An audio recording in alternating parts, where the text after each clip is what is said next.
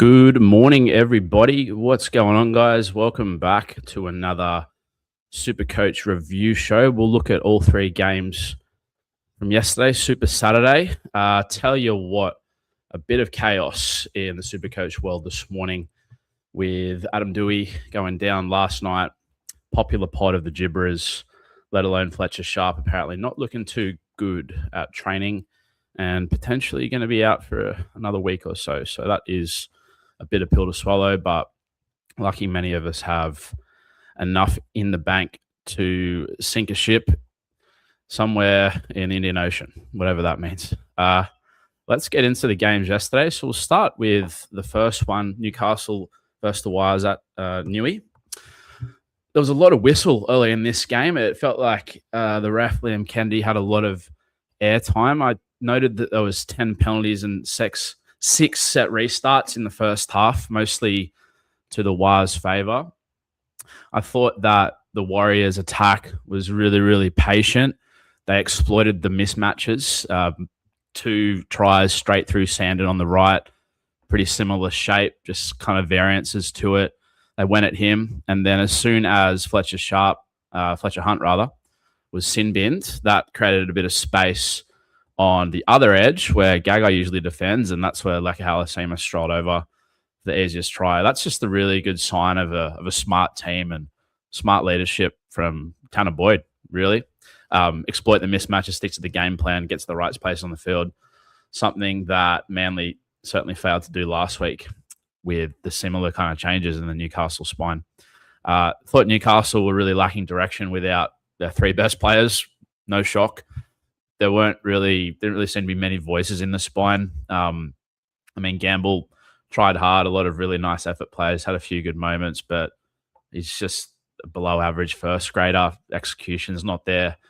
Sandon shows great glimpses every now and then, but he's also a flawed player, especially given his defensive liabilities. And then Hunt is obviously still young, still learning the position, has nice attributes, but again, it's really tough to be a young player and trying to organise a defensive line, especially from fullback.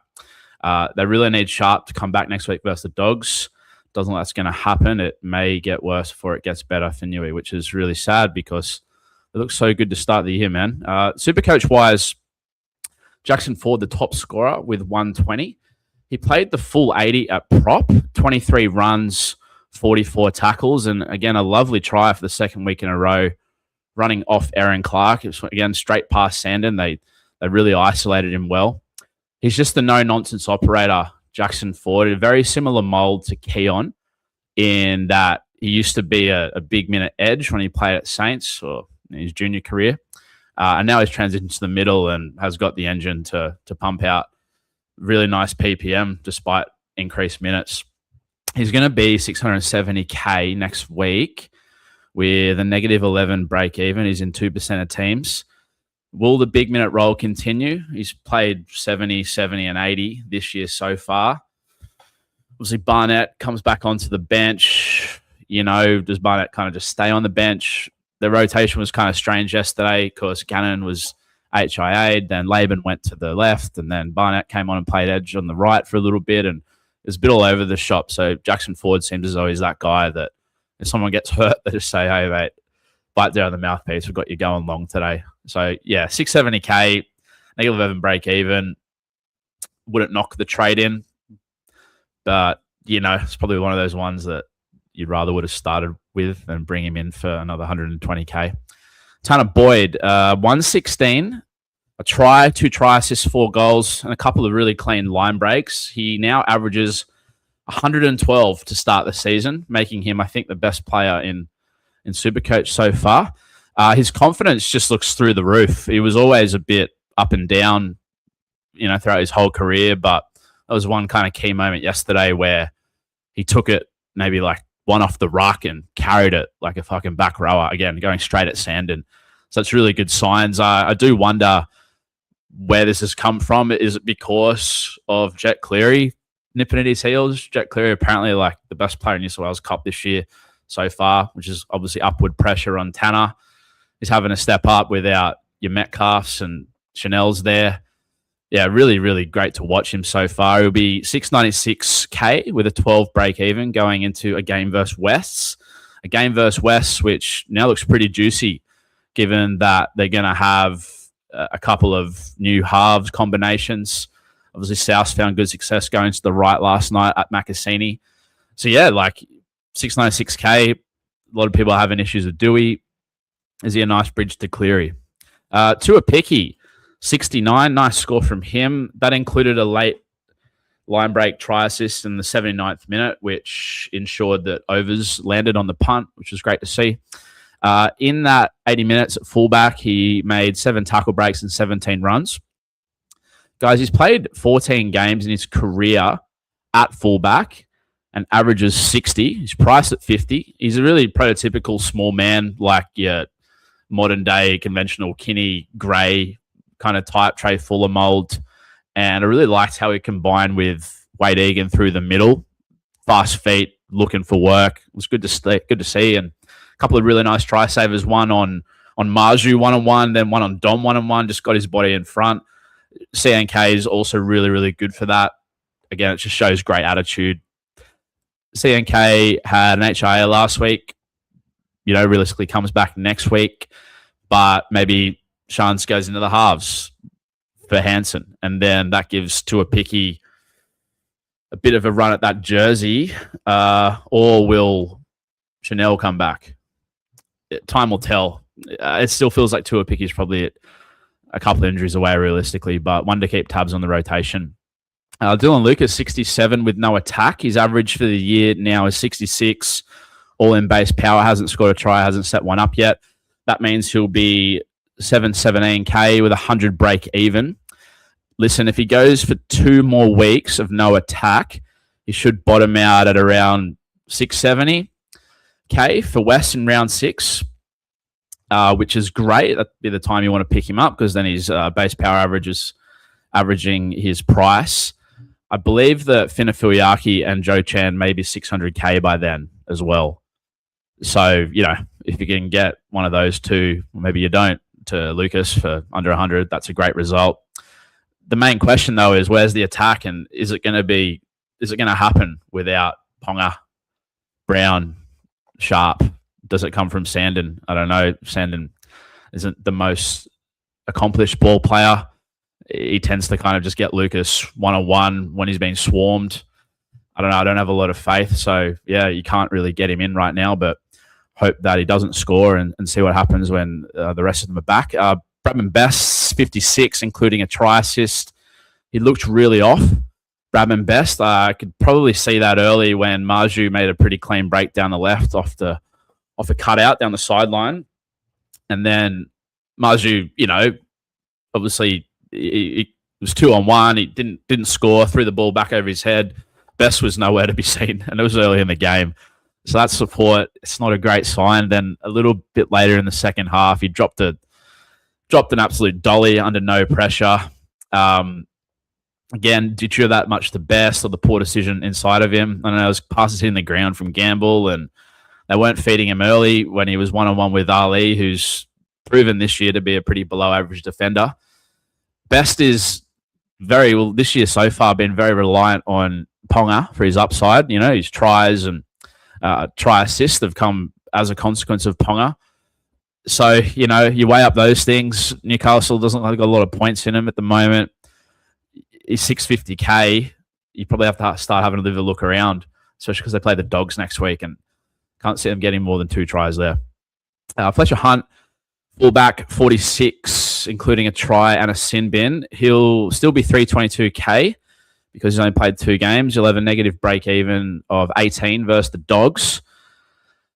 So if he goes 45 next week, then he'll still have a negative break even.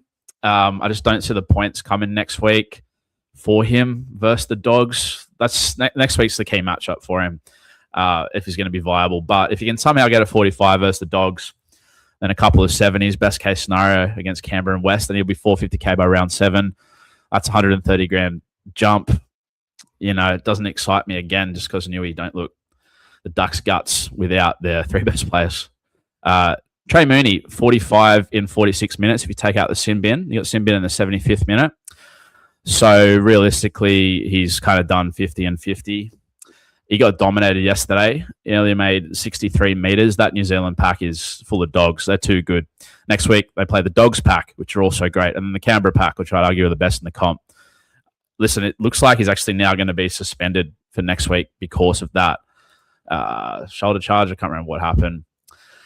That means his break even be 54 going into the Canberra game. Just not a problem that we wanted to have at this stage of the season, was it?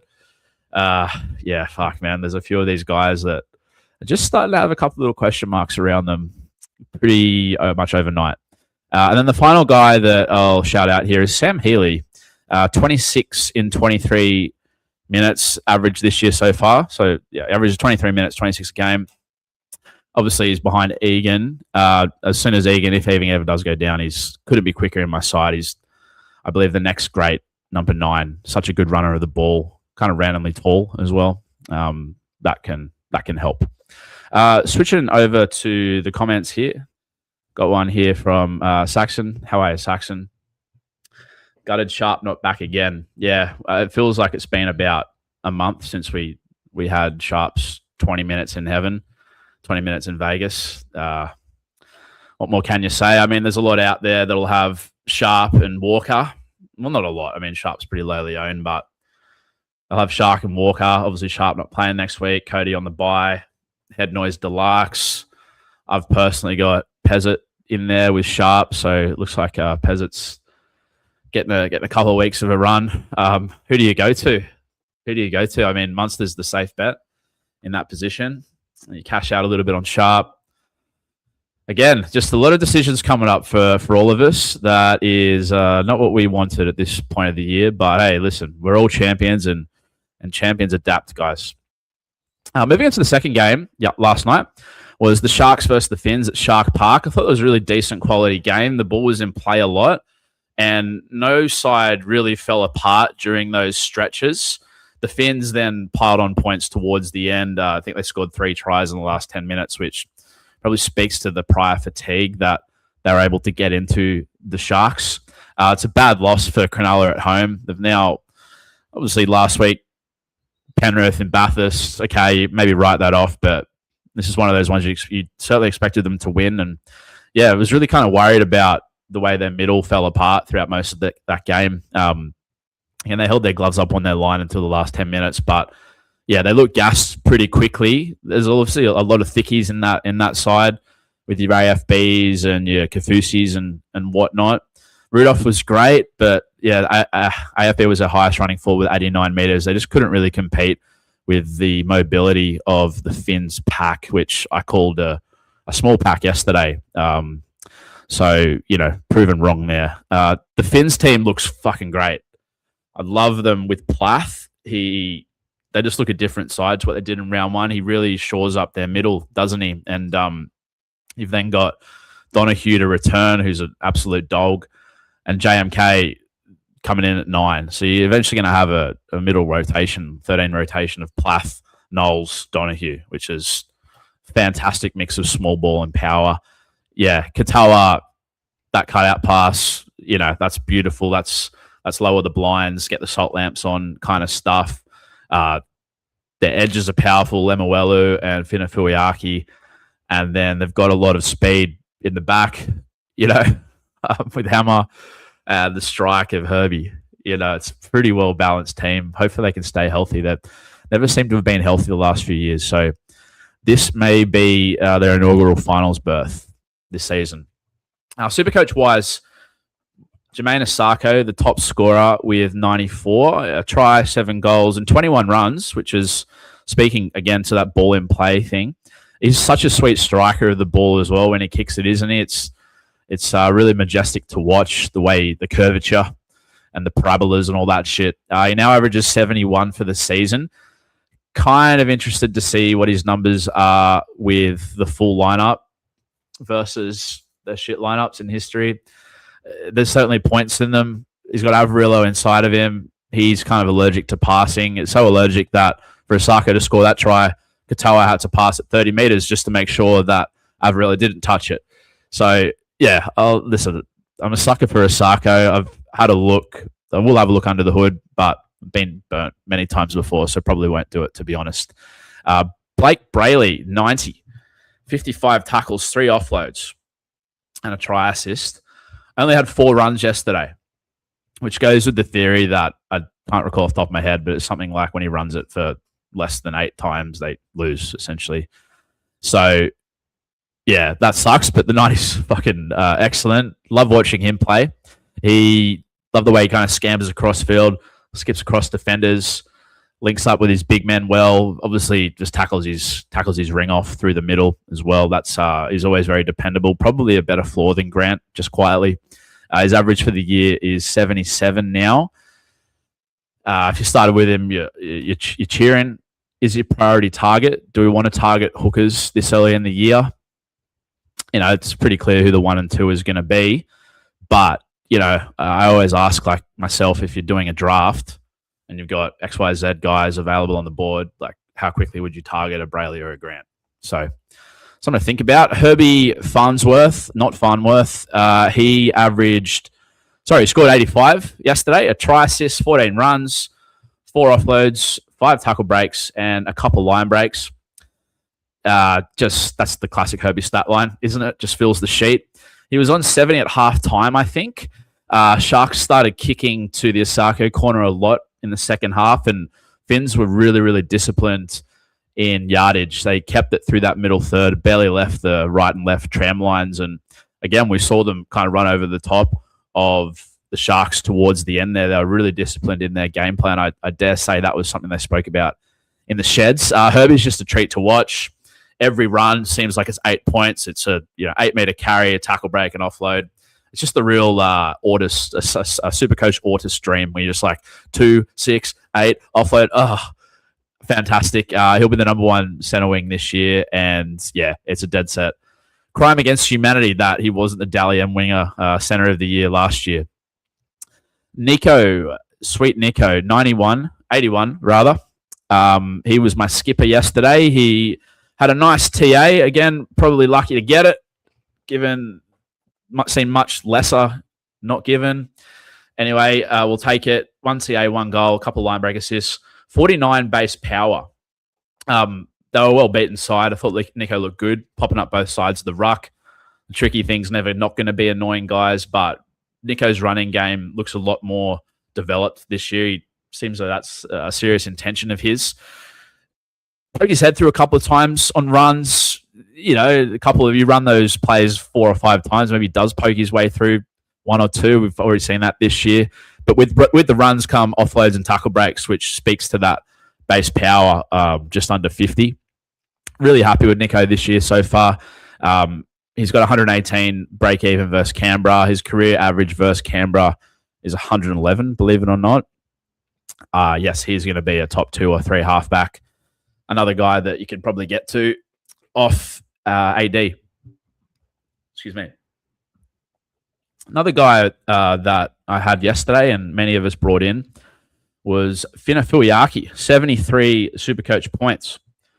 That included, guys, I hope you're sitting down for this. Let these numbers wash over you. 33 tackles, 5 tackle breaks, 19 runs, 182 meters. He ran for 215 meters last week and 160 in round 1. This guy is absolutely a different player to what he was last year before. I watched him quite closely yesterday just to kind of see what his movements were, and he was so hungry for work, man, especially in the second half, which is a really good sign for his motor. He was going just as hard in the 75th minute as what he was in the 10th. The upside's certainly there with Isaiah Katoa feeding him. We've already seen that this year. He's going to be 541K going into next week with a -4 break even. Next week, they play the Bronx, which means he's running at the same edge that we've just seen Kelmer and Joe Chan ton up on. Then he has Manly, so and a bye after that. So I guess kind of reassess after the bye, but there's honestly a world where those 2 matchups, Broncos-Manly, his base, couple of tries, mate, like he could be tickling the balls of 650, if not 700. That seems a ridiculous thing to say. He's probably a bridge too far. So do you get on now? I mean, if you like what you saw out of Kelmer and Joe Chan the last couple of weeks, it's going to be no different. He's going at Ezra. He's going at whoever the hell else they roll out there, bloody Shibasaki and whatnot. Interestingly, where Joe Chan is going to be this week, 440K. Joe Chan this week, sorry, he's got a 440K, negative 40 break even. It's exactly where Fina Fuiaki was last week. So I guess if you're not a Joe Chan owner, don't stress. It's basically just like picking up Fina Fuiaki this week, and the opposite for you non-Fina Fuiaki owners. It's kind of like picking up Joe Chan the week after. Does that make sense? Probably not. Get him in anyway. Iro, 60, 25 tackles, 4 tackle breaks, 18 runs. Fantastic work rate. I don't think you'll see a better work rate out of a center. I think the tackles, 25 tackles is very high. Does that suggest he was trying to get involved more? You kind of sense that he's not having the biggest impact on games. I don't know. One of the gibberers in the chat commented that he came to life a bit in the second half with a couple more runs, a couple more tackle breaks. Completely agree. Whoever said that, that was really spot on. Looks like he's just growing into the game a bit. He's going to lose 50K, and he'll be 657, 92 break even versus Canberra. The conventional wisdom is to say either sell him or certainly don't bring him in. But I actually kind of like it as a trade-in, to be honest. 92, as he bottomed out, it's a bit of a zag. As I've already kind of gone over Bradman Best. I really don't like what I'm seeing there. He's so due some attack. Look, obviously there's a bit of concerns there with Tricky. Again, one of the gibberers commented that Tricky turns Burns under a lot on that left edge. Is that going to be different when Wilton returns? I think Wilton may be back next week. Just a couple of stats on Iril. In 2024, his kind of rookie season, he scored in his first try. He scored a try in his first game. And then he went 12 games in a row with no try.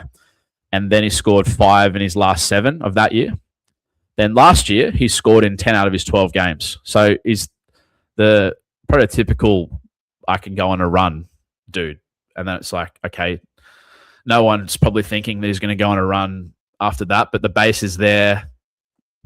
Yeah, I love it as a trade-in. I don't think many will be bringing him in, but it's maybe a nice little move to make. And then the final one, just to talk about in this game, was Tommy Gilbert, 65 points in 56 minutes. Last week, it was 71 and 44. We've seen this before from Tom Gilbert maybe 2 years ago, and it kind of hoodwinked everybody. Who have they got out? The Finns. Flegler. Do his minutes suffer as a result? I don't know. He's like 450K. Yeah. Doesn't really excite me, but again, there's probably some argument there. I don't know. Just a couple of comments here. We'll get into the chat.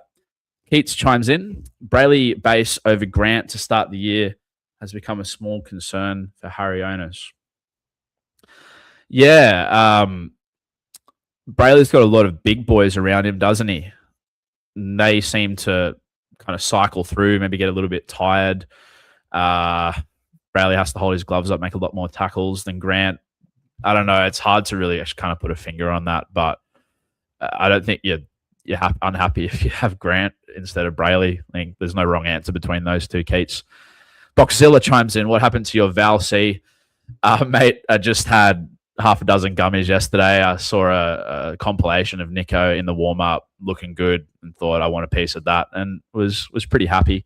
Although the weather here in Sydney today, it was raining a little bit this morning.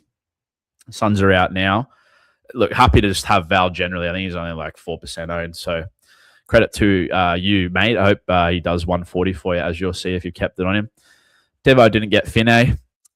Keats, Devo, I picked up Papali'i over Chan.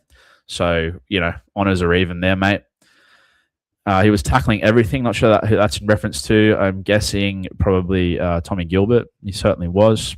He would tackle his mum if she was running down the driveway. Why is Iro a buy for you when you probably just can't rely on base this year and need a lot of upside in centre wing? Great question. The theory would just be the upside comes, mate. We know that his base power is going to be low 50s, mid 50s, which is great. It's just purely a bet that he starts scoring tries and does realize that upside. Who are they playing? Sharks next couple of weeks. Against Canberra away next week, I'm pretty sure. How are the matchups there? So they go Canberra, Sunday Arvo. I kind of like that. Dry track in Canberra. They've been a little bit leaky so far. And they play the Wars at home in Shark Park. Geez, they're going to need to win that one. That's going to be a pretty tight game. And then they play the Roosters in Perth. Yeah, listen, it's just the bet that he scores tries. So let's see how we go. Feast or famine. That was kind of the bet with having Best in there anyway. So it's a sideways trade cash-wise. Probably don't really love the look of anyone a lot cheaper. Keeping an eye on Marky Mark and Casey McLean and whatnot. But yeah, I think it might be a nice little zag just to get Iro in early. Keto, Devo are a band, mate. Not sure they play footy. Okay, well, I'll let you boys duke that one out. That seems to be some inter chat banter, which I'm here for on a Sunday morning, guys. Okay, so final game last night was South versus West up at Gosford. This was the Jai Gray game, wasn't it? They went at Macassini early on the South's right to much success. A couple of tries on him. Then later in the game, Jai Gray, he made a try saver on Royce Hunt in the first half. Then another one with Skelton with probably 5-10 minutes to go. And then there was also a one-on-one contest with Jareem Buller. You know, Buller's a foot taller than him, but he got over him and took it. He went off with an HIA as well at one point, Gray, and I think that's when West scored all their points. They kind of went to water South for a little bit. But yeah, what a hit out from Jai Gray. That's hopefully whoever the cooked idiots that do the Dally M thing give him the 6 points because he deserves it. Thought South were very clunky in attack, but just one of the grittiest defensive performances you'll ever see. I think at one stage they had 7 sets in a row on their line in the first half. Repelled everything, scrambled like crazy. And then they also had a few towards the end of the second half as well.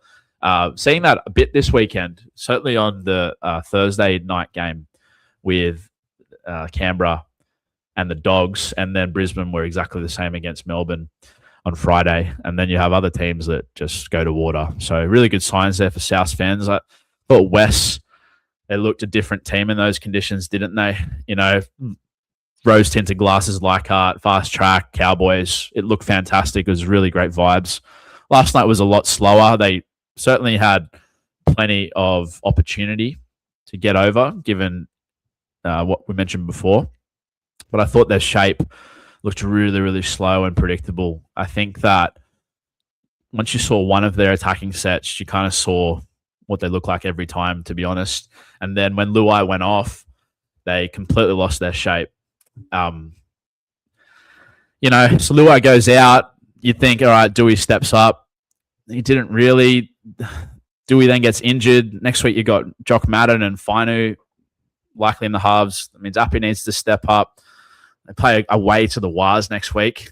Just like with Newcastle, how quickly can things change? You know, it's just never ideal when you lose your 2 best players essentially overnight. They'd have to adjust on the fly, but this is rugby league. Super coach wise, bit of a bludger. This game last night, only 2 scores over 80. Jai Gray, who we already mentioned, 98 and 60-something minutes, given the HIA. Yeah, he was just in everything, both sides of the ball. Top super coach scorer of his career. You probably couldn't bring him in unless he goes on another 120 tear, but they've got to buy next week. So wait and watch. Samuel Fainu, 81 with a try and 54 base power. I think he's priced at 50. So that's good when you see guys going over the base power. He looks a lot more aggressive of a player this year, no doubt. But that upside, try last week, try this week, no Luai on that left side. You can't be confident the upside's going to be there. So if you had him, yeah, absolutely. You're loving it. You write it out, no doubt. But he becomes much less appealing of a target without Jerome. Latrap Mitchell, 71 points, including a classic on-the-spot Latrell try. He had 21 touches last night. He spent 10 minutes at fullback. I thought he was really unlucky not to get a try assist when playing at fullback when he threw a left to right cutout pass that Wyden got his hand in the cookie jar with. It must just be, it's just overall a strange experience for everyone with Latrell, isn't it? Ronas, yeah, you're like, what's going on? This guy's on like 15 points, and then he'll do something, he'll be 70 before you know it. And then non-owners, you're just like, fucking told you so. And then out of nowhere, your house of cards just completely collapses. That's just the kind of player that he is. And it's fun to watch either way, if you have him or you don't. Fifi, do you love me? 70. He hasn't scored yet. He hasn't scored a try yet, guys. That means the 120 game is coming. Everyone owns him. Obviously, not saying anything new here, but just keep an eye on him as a VC or a C pod candidate sometime soon. Team A, 69 in 62 minutes. The regression continues there. He looks a lot less mobile than he did last year. Alex Twal, also with a 69. Nice score from Alex. That was done in 60 minutes. Bear with me here while I get up something that I read from Maxi Bryden before. 67 in 60 minutes last week. He's got a 488K price tag with an 18 break even. It looks like that those, 60 minutes is going to be fairly replicable for him. Just per Maxi, Twal has always had a huge motor on him. Famously would play 70-plus minutes when we needed him to. But he's evolved from just a tackle bot to now being a full Karaz-esque offloading. He does offload it a bit. High tackle efficiency, offload license, good package. 6 offloads in week 1, none last night. 1 last night. 37 tackles, none missed. They're Terrell Nay numbers. He's the only real lock they've got. So the minutes will keep coming. He and May have the fitness to step into more minutes if there's injuries or a rotation change. Benji said in the presser he will have to think about the bench rotation because he held back on using Seyfarth until there's 20 minutes to go. So maybe Seyfarth gets held back even longer. Don't worry, lads. Call me a flog and biased and a drunk for finding great value classic options. It's all good. Well said by Max Bryden. Alex Twal. Twal, rather. There you go, guys. There's 3 minutes that you didn't expect to hear on Alex Twal today. But probably a similar kind of thing to Gilbert. Unless a guy like this has got a negative break even, like Joe Chan at the same price, or Finafuiaki, same areas, like you can't do it. Maybe a nice pickup in a draft, to be fair. Hey, Macassini, 65, including a try. I thought it was a really mixed night for the young fella. He had a bit of space to operate this week, and he looked really good in that regard. But I thought South are extremely physical with him, guys, in carries especially, and he pulled out of a few tackles, just being like, fucking hell, holding his guts. That's a real welcome to first grade kind of game for him. He got exposed offensively through a couple of tries as well. It could have been 3 if that Latrell pass sticks. Look, it's going to be a new combo again on that edge. You'd think that Madden or Fainu plays inside of him this time. Then you got Luke Lauliti on the wing. So that's essentially 3 rookies. Yeah, keep an eye on whoever's running at that west right edge next couple of weeks rather. That might be a bit of a bonanza. That's assuming that teams attack it, or they just do what Manly did and just don't run at Sandon. But nonetheless, Keon, 64 in 72 minutes. He averages 69 so far this year. Priced at 66, I think. First tackle break of the season last night, and his offloads aren't there. He doesn't need to offload. Of course, Murray and Fifi can create those. I think with Keon, everyone's happy. Those that own him, you're getting what you pay for. If you don't own him, you know what? I think the people that don't own Keon are more happy than the people that do own Keon, because it's just a middling pick at this point. AD, 64 and a hammy. Look, fills the stat sheet. He just looks like an old man out there, doesn't he? But he figures out a way to get it done. Try assist offloads. He's just really active. But yeah, look, he's going to be out for, I don't know. I'm not NRL physio, but it looked to me like weeks. So he becomes a sell. Who do we sell him to? I'd say there's 2 set and forget options, which is Nathan Cleary and Nico Hines. Or you could kind of ride the elevator with Tanner Boyd or Hughes. I don't think there's a wrong answer out of those 4. Personally, I like the security of Nath. I love watching him play every week, and I'm behind a couch even when he does 69 against the Roosters. So, yeah, Nath's coming in for me. Cody Walker with 34. That's 2 weeks in a row he's done a 34. To those that own him, welcome to the Cody Walker experience. This is exactly the kind of guy he's always been. 5'8", has upside. We've seen it with Tricky. We've seen it with Pezzett. We've seen it with Cody in round one.